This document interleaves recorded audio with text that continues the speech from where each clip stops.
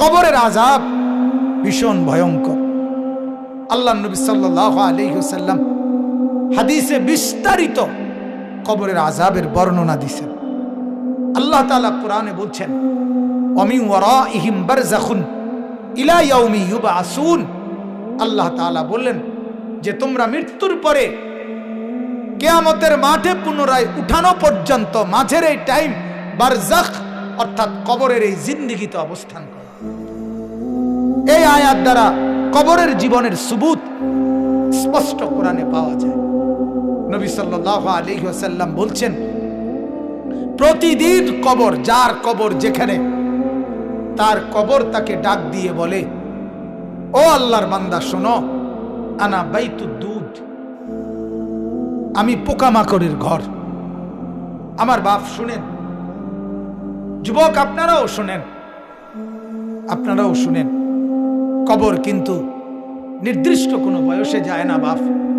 প্রতিদিন কোলের বাচ্চাও কবরে যায়, 90 বছরের বুড়াও কবরে যায়, 16 বছরের 20 বছরের তাগড়া জওয়ানও কবরে যায়। কবরস্থানে সব ধরনের লাশ আছে। এজন্য কবর ডেকে বলে, ও আল্লাহর বান্দা, আমি পোকামাকড়ের ঘর। তুমি তো সেই ব্যক্তি যে একটা মশারি ছাড়া, একটা সামান্য মশার কামড় সহ্য করতে পারো না। একটা মশা কানের কাছ দিয়ে গেলে তোমার ঘুম ভাঙ্গা যায়।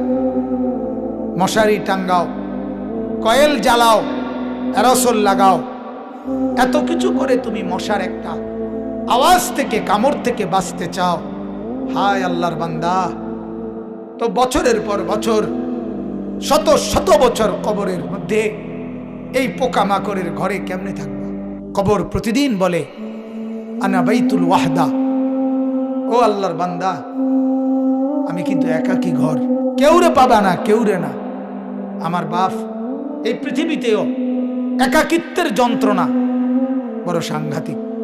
আপনার ঘরে যদি লক্ষ কোটি টাকারও মাল সামানা থাকে, খাদ্য খাবার, ফল ফলাদি সব আছে, সব আছে, শুধু স্ত্রী নাই, মা নাই, বাপ নাই, ছেলে নাই, মেয়ে নাই, কেউ নাই, আপনি শুধু একা। খোদার কসম, এই একাকিত্বের যন্ত্রণায় ঘরের সব কিছু না, সারা দুনিয়াটাই আপনার কাছে বিষাদ মনে হবে। মনে হবে আমার কিছুই নেই। গত বছর আপনারা অনেকে শুনছেন হয়তো, এক ভদ্রলোক, ঢাকার শিল্পপতি, কোটি কোটি টাকার মালিক, গার্মেন্টস মেল ফ্যাক্টরির মালিক, ওই ভদ্রলোক একাকিত্বের কারণে, স্ত্রী নাই, ছেলে নাই, মেয়ে নাই, বিবিও দূরে সরে গেছে, ইউরোপ থাকে, ছেলেও থাকে বাহিরে, মেয়েও থাকে বাহিরে, একটা লোক নাই ফ্যামিলিতে।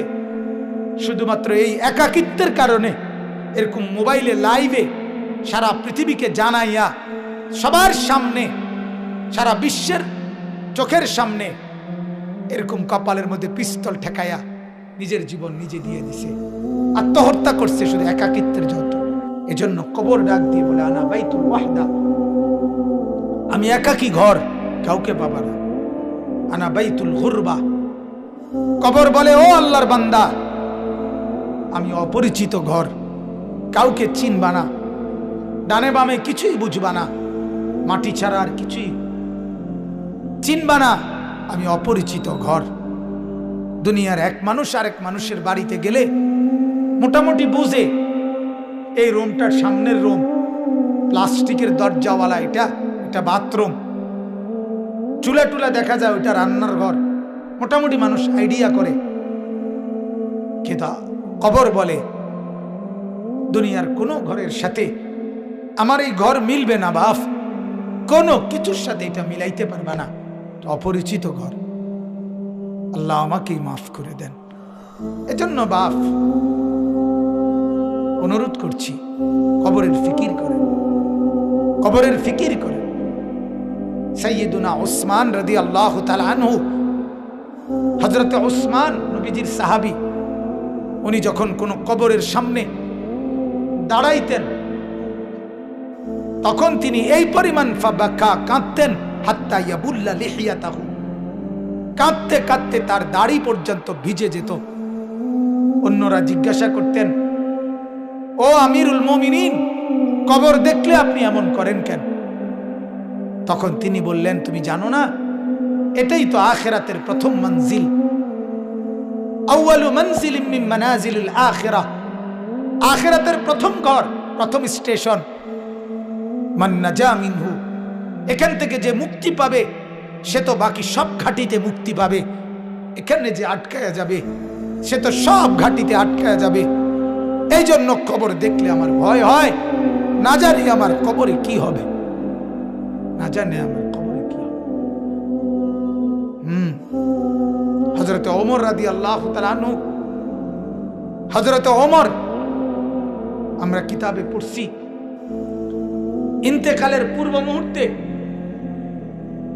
ওনাকে বর্ষা ছুরি দিয়ে আঘাত করা হয়েছিল এক কাফের বেঈমানে, নামাজ অবস্থায়, ফজরের নামাজ পড়া অবস্থায়।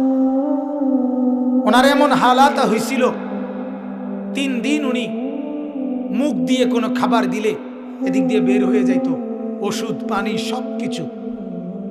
এইভাবে ছুরি দিয়ে গাই দিছে ওনাকে 8-10টা। এরপরেও হযরত ওমর রাদিয়াল্লাহু তাআলা এই অবস্থায় মুমূর্ষ, তখন তিনি চকির মধ্যে, খাটিয়ার মধ্যে ওনাকে শোয়াইছে আর সবাই কাঁদতেছে।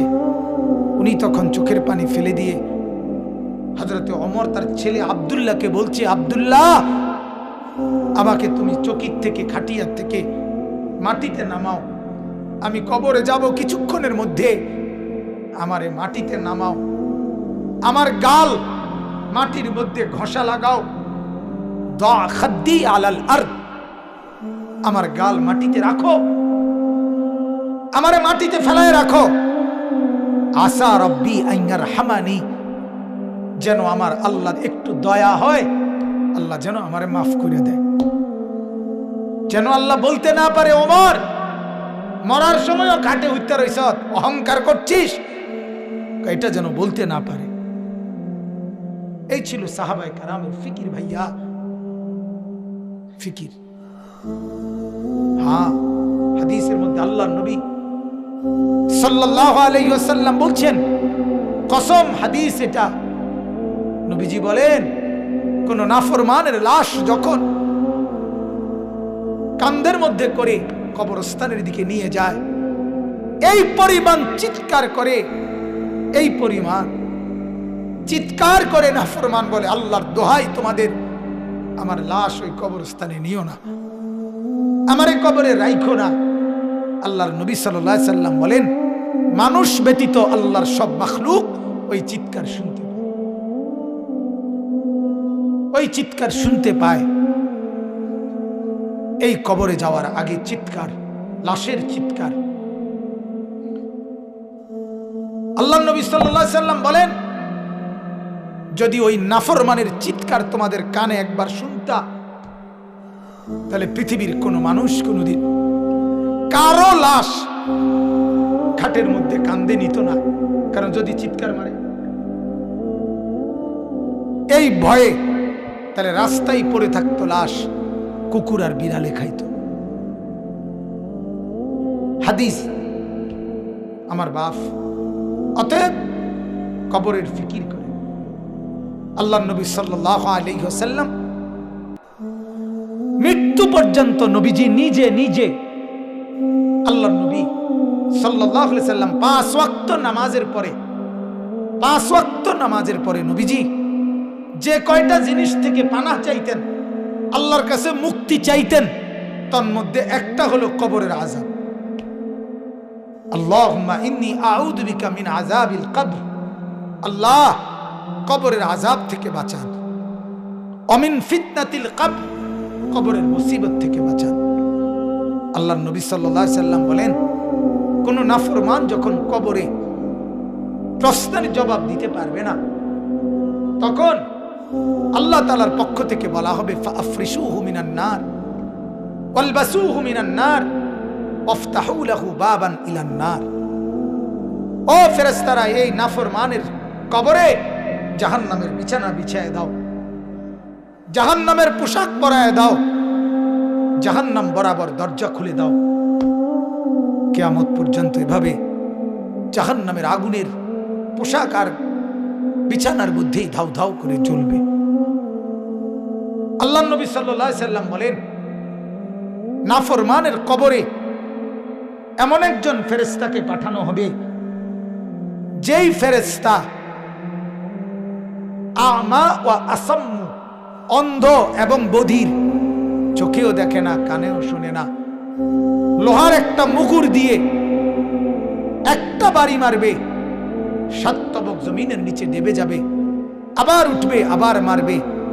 আর ওই নাফরমান কবরে চিৎকার করবে, ভীষণ কান্নাকাটি করবে, কিন্তু ওই ফেরেশতা তো চোখেও দেখে না, কানেও শুনে না, তোমার চিল্লানি শুনবে কি?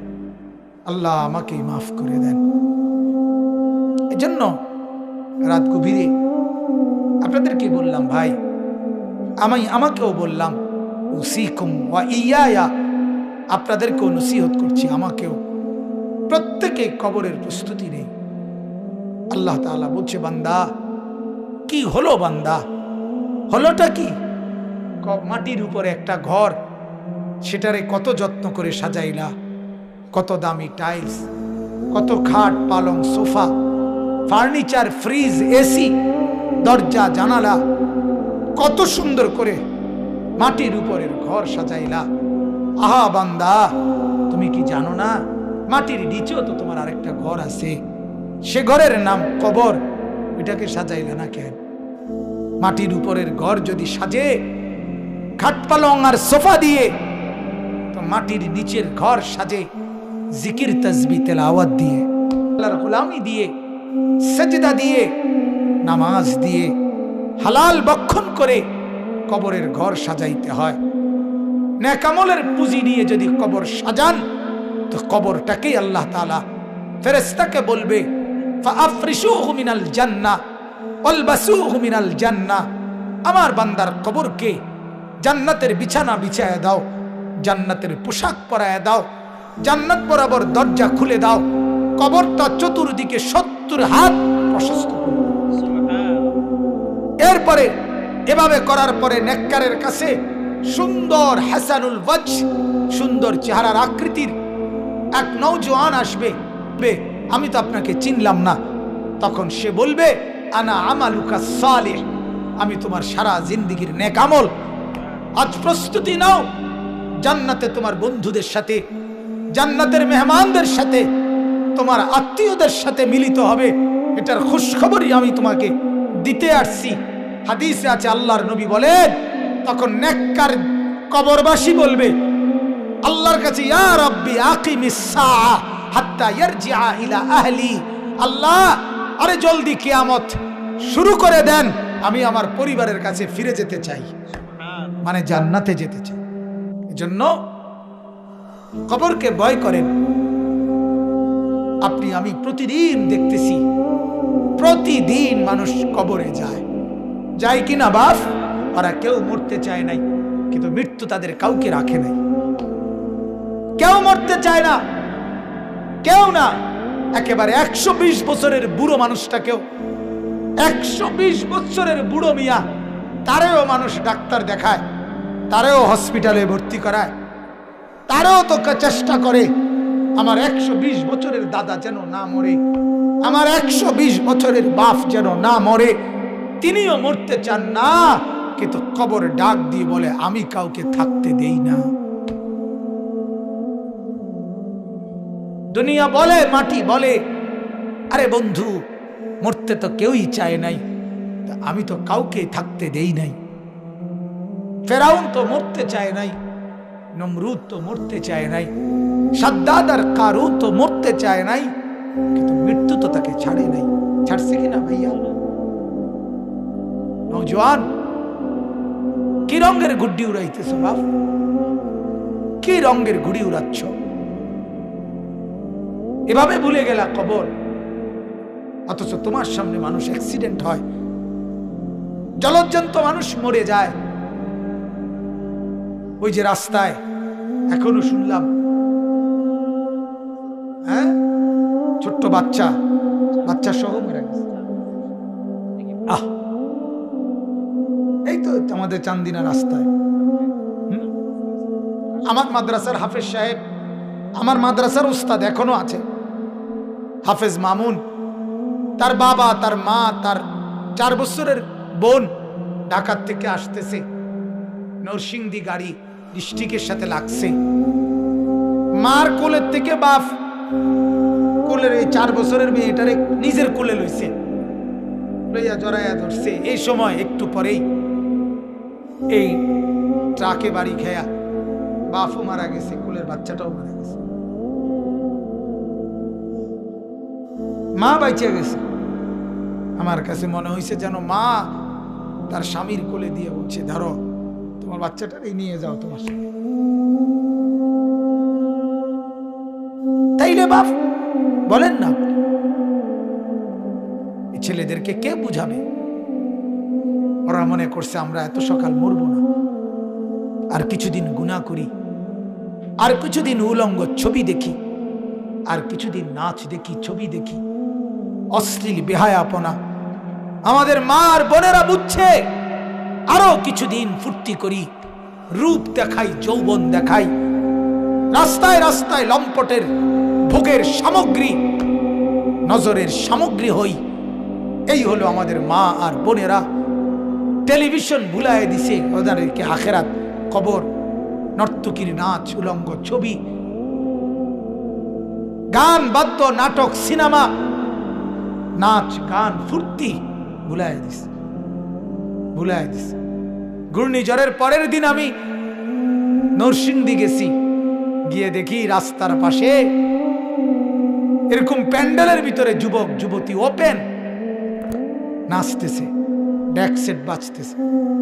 আগের দিন ঘূর্ণিঝড়, অর্থাৎ ঘূর্ণিঝড় যে বিদায় নিছে এই কারণে খুশিতে আল্লাহর দুশ্মনরা কতক্ষণ নাচত। আল্লাহ আমাদেরকে মাফ করে দেন। অতএব আমার বাপ, আমি মনে করাই দিলাম, আমার জন্য আপনাদের জন্য কবরের সামান বানান, কবরের প্রস্তুতি নেন, কবরের কথা ভাবেন, মৃত্যুর কথা ভাবেন। আল্লাহ নবী সাল্লাল্লাহু আলাইহি সাল্লাম বলছেন, কাফা বিল মাউতে ওয়াইজান, ওয়াজের জন্য ওয়াজ, এই যে এখন ওয়াজ মাহফিল না এটা, তো নবীজি বলছে ওয়াজের জন্য মৃত্যুর কথা বলা, মৃত্যুর স্মরণ, এটাই যথেষ্ট, এটাই সেরা ওয়াজ, যে মৃত্যুকে স্মরণ করা।